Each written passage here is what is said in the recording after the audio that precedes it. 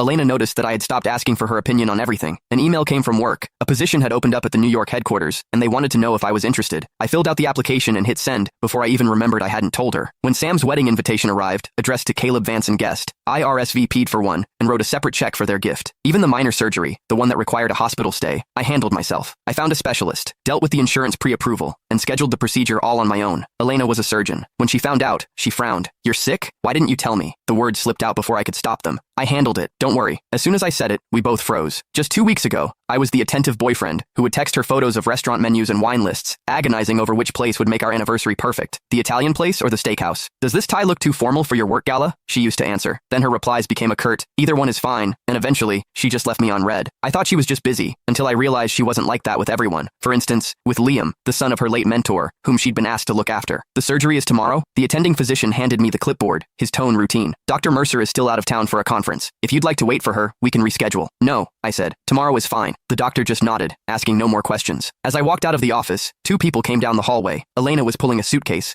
looking like she'd come straight to the hospital from the airport. Liam followed her, wearing a black cashmere overcoat over his casual clothes, the Burberry one I'd given Elena for our 3rd anniversary. Elena saw me, and her brow furrowed. "What are you doing here? Sick again?" That word, again, stung like a needle. She snatched the papers from my hand, her eyes scanning them with a flicker of annoyance. "I have a full surgical schedule tomorrow. This isn't an emergency. We can do it when I have time to oversee it." "Don't worry about it," I said. "I've already handled it." She looked taken aback. This was coming from the guy who used to call her worried about every minor fever, the one who sent her a dozen options just to pick a weekend getaway destination. Now, here I was, calmly scheduling my own surgery. If she hadn't run into me, she probably wouldn't have known until after it was over. I took the chart back, accidentally knocking a small bottle from her hand. It clattered to the floor. "Strong prescription sedatives. It's not what you think," Elena said, bending to pick them up. Her voice was as flat as if she were discussing the weather. "They're for Liam's chronic insomnia. Doctor's orders." Liam clutched the coat tighter, his voice a fragile whisper. "I'm so sorry, Caleb. It's all my fault. My anxiety has been so bad lately I can't sleep. I can't focus. Elena is the only one who understands. She said she couldn't leave me alone in case I did something stupid." Her voice trailed off. "You don't know what it's like. Sometimes my head is just full of dark thoughts. I can only get through it when Elena is with me. I just wish I could be strong like you." I'd heard this script before. Every time I questioned their relationship, Liam would bring up his mental health and his episodes, and Elena would shoot me a look that screamed, "How can you be so heartless?" Once, I had a sharp pain in my chest and asked her if it could be stress-related. This brilliant cardiothoracic surgeon told me, "I don't know. I'm off the clock." When I complained she was being dismissive, she just pinched the bridge of her nose wearily. "Can't you just look it up yourself? You're a grown man, Caleb. Can you be a little more independent? Stop relying on me for every little thing." So frugal with her words for her boyfriend. Yet she personally escorted someone else to their pharmacy. "Well, you should take good care of him then," I said, my voice completely flat. "After all, his sleep schedule is much more important than my surgery, right?" Liam's face flushed. "Caleb, that's not what I meant. Are you still mad?" Elena cut him off, her eyes fixed on me. "Just because I didn't tell you I was going out of town? 2 weeks ago was her birthday. I had worked overtime for weeks to get the day off.